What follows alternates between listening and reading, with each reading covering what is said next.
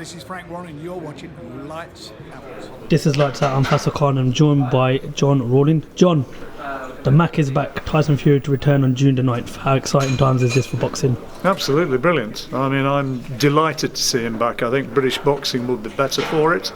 I think the heavyweight division's better for it. And I think probably Tyson's better for it as well. You know, I mean, we've been talking about it now for a long time. I'm delighted to see him back. I think he's got a new confidence about him. He's been in a bad place, you know, in the last two and a half years, and he's back, he's buzzing, and I think he's ready to go, and I'm personally delighted to see. That famous night in Dusseldorf seems a very long time ago. How confident are you that we can see that Tyson Fury that beat Klitschko and won the world title? How confident are you we could see Tyson Fury climb back onto the top of the heavyweight division and become a world champion again? Well, we'll see, won't we? I think it's going to take time. He's talking about hopefully having 3-4 fights this year before the end of the year to get sharpness back. He's already lost a lot of weight, but he's got to get fight fitness back, and then we'll see. But, you know, I mean, he said he's got the style. He believes he's got the style, and I also believe he's got the style to give both Anthony Joshua and Deontay Wilder an awful lot of trouble if he can get back towards the sort of fitness he took into the ring against Vladimir Klitschko. You mentioned Deontay Wilder and Anthony Joshua, but there's also some other top contenders in divisions such as Dillian Whyte and Alexander Povetkin. Do you see they could be much of a challenge for Tyson going towards the world title? Well, we'll see. I think Povetkin's going to wind up fighting Anthony Joshua. He's 38 years old. It may be that his best days are behind him, but he's still dangerous. Dillian Whyte improved from the fighter who fought Joshua a few years back. I think he's got greater maturity, greater stamina. Yeah, they're factors, but I think, you know, if he gets fit, I honestly believe that Tyson Fury is going to show that he's the man to beat. Anthony Joshua defeated Joseph Parker. Deontay Wilder won an absolute war against Luis Ortiz. That's a fight a lot of people are talking about. Do you think we'll see Wilder versus Joshua in 2018, or do you think it won't happen anytime soon? I think it's unlikely. I think it's highly unlikely.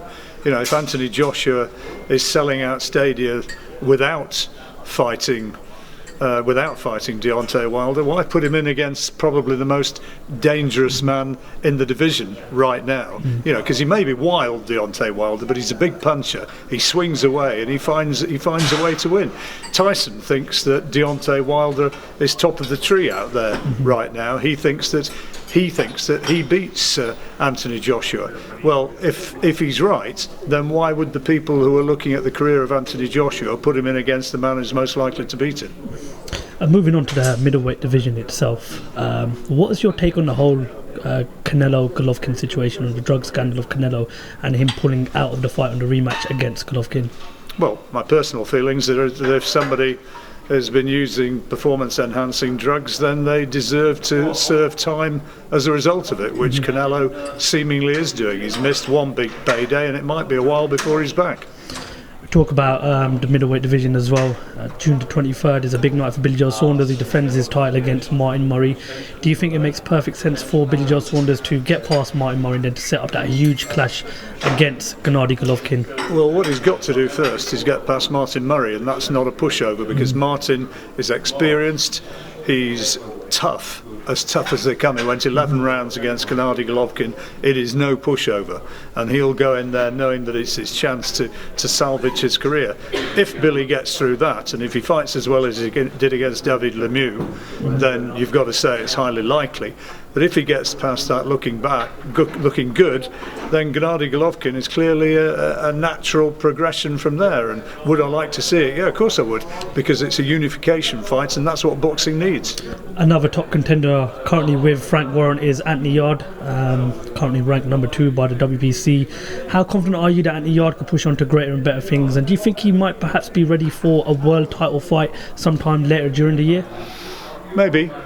I certainly think that he's the real deal. I think he's a very strong and impressive fighter. He's a great puncher, and I think he's certainly ready to take anything that Britain's got to offer, anything that Europe's got to offer.